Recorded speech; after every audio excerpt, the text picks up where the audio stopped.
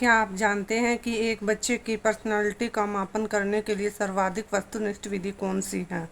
और जीन पियाजे के अनुसार संज्ञानात्मक विकास की कौन कितनी अवस्थाएं बताई गई हैं? और 7 से 14 वर्ष की आयु की अवस्था कौन सी मानी गई है? इन सब क्वेश्चंस का आंसर नहीं पता है तो इस वीडियो में इन क्वेश्चंस का आंसर जानने को मिलेगा। इस वीडियो में आपको साइकोलॉजी के प्रीवियस ईयर क्वेश्चन पेपर दिए गए हैं। अगर आप सी टेट, यूपी टेट या टीचिंग या किसी भी टेट एग्ज़ाम की तैयारी कर रहे हैं तो ये वीडियो आपके लिए बहुत हेल्पफुल है। इस वीडियो में मैंने previous year question paper add किए हैं साइकोलॉजी के। आपको मेरी वीडियो अच्छी लगे तो लाइक करना, शेयर करना और मेरी अगली वीडियो ज़रूर देखिएगा। तो चलिए देखते हैं क्वेश्चन नंबर 1। भारत में शिक्षा प्रणाली छात्रों को जीवन के लिए तैयार करती है, रोजगार के अवसर प्रदान करती है, व्यावसायिक विषयों के लिए तैयार करती है या परीक्षा के लिए तैयार करती है। भारत में जो शिक्षा प्रणाली है वो परीक्षा के लिए तैयार करती है। नेक्स्ट क्वेश्चन, एक भावात्मक रूप से जो संतुलित छात्र है उसमें क्या खूबी होनी चाहिए? कक्षा कक्ष में अपने सहपाठियों से मैत्रीपूर्ण सहसंबंध रखता हो, कक्षा कक्ष में अपने सहपाठियों से प्रभावी इंटरेक्शन नहीं करता हो, वह नवीन विचारों में कोई योगदान नहीं देता है, सहपाठियों द्वारा किए गए जो विचारों का सम्मान नहीं करता है। जो पॉजिटिव बात है वो देखनी है इसमें। एक भावात्मक रूप से संतुलित छात्र क्या है? वो कक्षा में सभी छात्रों के साथ जो है वो मैत्रीपूर्ण संबंध रखेगा। आंसर आएगा ए। नेक्स्ट क्वेश्चन, जीन पियाजे के अकॉर्डिंग 0 से 14 वर्ष के आयु वर्ग के बालकों का मानसिक विकास की जो 4 अवस्थाओं में होता है बालकों का मानसिक विकास, इसमें 7 से 14 वर्ष की जो अवस्था होती है उसे क्या कहा जाता है? संवेगात्मक बुद्धि विकास अवस्था, पूर्व संक्रियात्मक अवस्था, मूर्त संक्रियात्मक अवस्था या औपचारिक संकार्य अवस्था। जीन पियाजे के अकॉर्डिंग 7 से 14 वर्ष की आयु की अवस्था को कहा जाता है मूर्त सक्रियात्मक अवस्था। आंसर आएगा सी। नेक्स्ट क्वेश्चन, यदि एक विद्यार्थी कोई प्रश्न पूछता है जिसका उत्तर उसके पास नहीं है तो आप क्या करेंगे? छात्र से कहेंगे कि उसका प्रश्न बेतुका है, टालने के लिए प्रयास करेंगे और प्रश्न का जवाब ढूंढेंगे और अगले दिन उसे बताएंगे। छात्र को अनावश्यक प्रश्न पूछने पर झिझक देंगे। इसमें जो पॉजिटिव पॉइंट है वो छांटना है। यदि कोई विद्यार्थी आपसे प्रश्न पूछता है तो क्या करेंगे? प्रश्न का जवाब ढूंढेंगे और अगले दिन उसे बताएंगे। आंसर सी।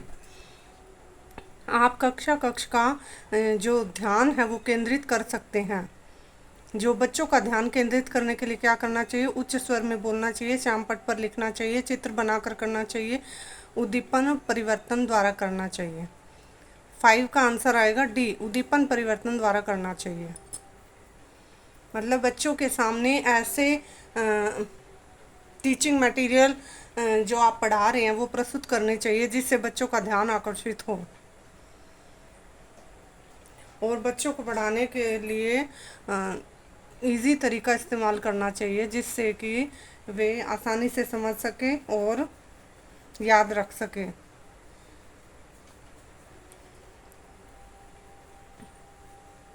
बच्चों को खुद करके सिखाने का प्रयत्न करवाना चाहिए क्योंकि खुद की हुई चीज़ें हैं वो ज़्यादा याद रहती हैं। और बच्चों को जो भी सिखाया जाए वो आसपास के सामाजिक जीवन से संबंधित जो है आसपास के जीवन से कोरिलेट करके सिखाया जाना चाहिए जिससे कि वो बच्चा जल्दी सीखेगा। एक बालक के व्यक्तित्व के मापन के लिए सर्वाधिक वस्तुनिष्ठ विधि कौन सी है? प्रक्षेपी विधि, साक्षात्कार विधि, प्रश्नावली विधि या समाजमिति विधि। एक बालक की पर्सनालिटी के मापन के लिए वस्तुनिष्ठ विधि है वो समाजमिति विधि है। निम्न में से कौन सा स्तर शिक्षक का है? प्रावर्तक, अंतःक्रियात्मक, प्रक्षेपक, संक्लिष्ट। शिक्षण मतलब टीचिंग का जो है वो स्तर ये है प्रावर्तक। Answer A. विद्यार्थी को दिए जाने वाले परामर्श की सर्वाधिक उपयोगिता यह है कि इससे उसका ज्ञान बढ़ता है, उसका कौशल बढ़ता है, उससे आत्मविश्वास में वृद्धि होती है। या फिर वे दुनिया में सफल बन पाते हैं। विद्यार्थी को परामर्श दे तो उसका सर्वाधिक उपयोगिता क्या होगी? उसके आत्मविश्वास में वृद्धि होगी। आंसर आएगा सी। निम्न में से कौन सा शिक्षा मनोविज्ञान की प्रकृति है? शिक्षा मनोविज्ञान की प्रकृति बतानी है। शिक्षा मनोविज्ञान विद्यात्मक विज्ञान है। आंसर आएगा सी। शिक्षक की भूमिका क्या है? ज्ञान का हस्तांतरण करना, ज्ञान देना, कौशल अर्जित करने में प्रशिक्षित करना, ज्ञान निर्माण का सरलीकरण करना। शिक्षक की महत्वपूर्ण भूमिका क्या होती है? जो ज्ञान का जो निर्माण हो रहा है उसका सरलीकरण करना, ज्ञान के निर्माण को सरल तरीके से प्रस्तुत करना जिससे कि वो सही तरह से समझ पाए। शिक्षा का उद्देश्य क्या होना चाहिए? विद्यार्थियों में व्यावसायिक कौशल का विकास करना, विद्यार्थियों के में सामाजिक चेतना का विकास करना, विद्यार्थियों को परीक्षा के लिए तैयार करना। शिक्षा का उद्देश्य पूछा है, विद्यार्थियों को व्यावसायिक जीवन के लिए तैयार करना। आंसर आएगा डी। शिक्षा का उद्देश्य क्या है? होना चाहिए विद्यार्थियों को व्यावसायिक जीवन के लिए तैयार करना। जो मौखिक मार्गदर्शन कम प्रभावी है, क्यों कम प्रभावी है? प्रत्ययों के शिक्षण में, कौशल के शिक्षण में, तथ्य के शिक्षण में, उपरोक्त में से कोई भी नहीं। जो मौखिक मार्गदर्शन कम प्रभावी कहाँ पर है? कौशल के शिक्षण में। आंसर आएगा बी, कौशल के शिक्षण में।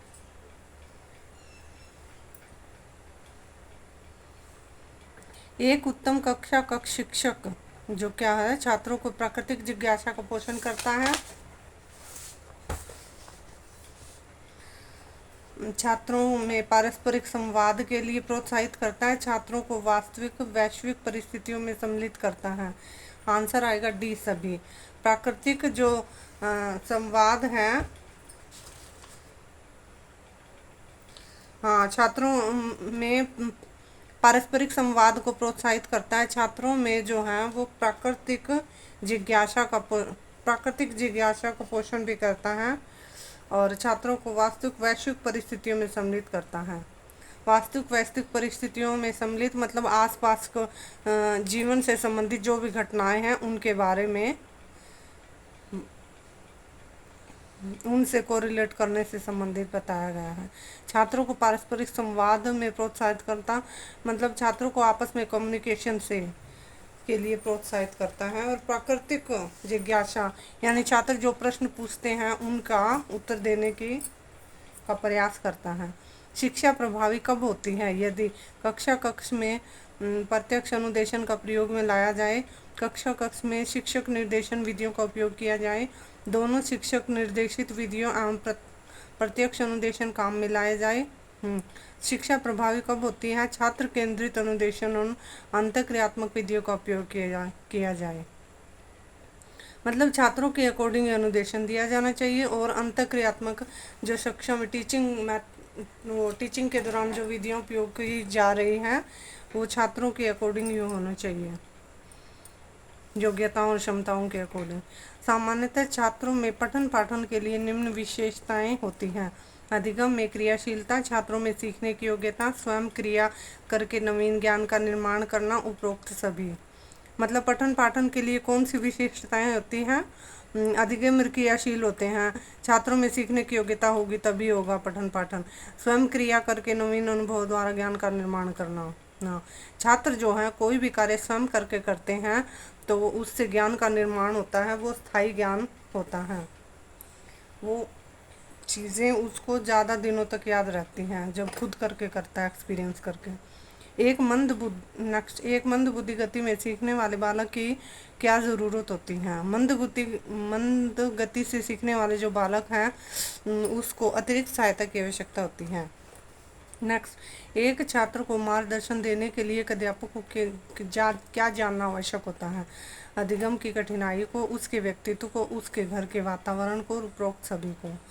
जो छात्र का मार्गदर्शन है उसको जानने के लिए अध्यापक को क्या है? दी सभी को जानना आवश्यक होता है। अधिगम जो वो लर्निंग कर रहा है उसमें जो कठिनाई आ रही है उसको समझना भी टीचर के लिए आवश्यक है और उसकी पर्सनैलिटी, छात्र जो है उसकी पर्सनैलिटी को समझना भी आवश्यक है और घर के वातावरण को भी समझना आवश्यक है। आंसर आएगा डी। शिक्षकों को निम्न में शिक्षण विधियों का अभ्यास में लाना चाहिए। शिक्षण विधियों को अभ्यास में कौन सी विधियों को लाना चाहिए? अंतःक्रियात्मक विधियाँ। आंसर आएगा बी, अंतःक्रियात्मक विधियाँ। नेक्स्ट, शिक्षण एवं अधिगम प्रभावी हो सकता है। शिक्षण और अधिगम प्रभावी हो सकता है यदि, हाँ, जैसा कि मैंने पीछे बताया था, यदि छात्र स्वयं कार्य करके करने की स्वायत्ता व नियंत्रण दिया जाए। जो टीचर है वो छात्रों को स्वयं कार्य करने के लिए मोटिवेट करे, तो इससे जो है वो शिक्षण और भी अधिक प्रभावी हो सकता है। आंसर आएगा ए। नेक्स्ट क्वेश्चन, एक प्रतिभाशाली बालक की आप मदद कैसे कर सकते हैं? उस पर अधिक ध्यान देकर, उसे अधिक पुस्तकें देकर, उसे अधिक समय देकर, उसे संवर्धित अधिगम अनुभव देकर। एक प्रतिभाशाली छात्र की कैसे मदद की जा सकती है? उसे संवर्धित अधिगम अनुभव देकर। मतलब जो प्रतिभाशाली छात्र होता है उसका आईक्यू सामान्य बालकों से अलग होता है, इसके लिए उन्हें जो है वो अतिरिक्त अलग से जो शिक्षण विधियों का उपयोग करके पढ़ाया जाता है। सामान्य बालकों के अकॉर्डिंग उसका आईक्यू ज़्यादा होता है, इसलिए उसे संवर्धित अधिगम अनुभव देकर पढ़ाया जाता है। प्रतिभाशाली बालकों का आईक्यू कितना होता है? आंसर कमेंट करके बताइएगा। शिक्षक को निम्न में से परिभाषित किया जा सकता है अधिगम का सरलीकरण करके। जो शिक्षण है उसको कैसे परिभाषित किया जा सकता है? टीचिंग को कैसे परिभाषित किया जाता है? जो अधिगम है उसका सरलीकरण करके। Answer A.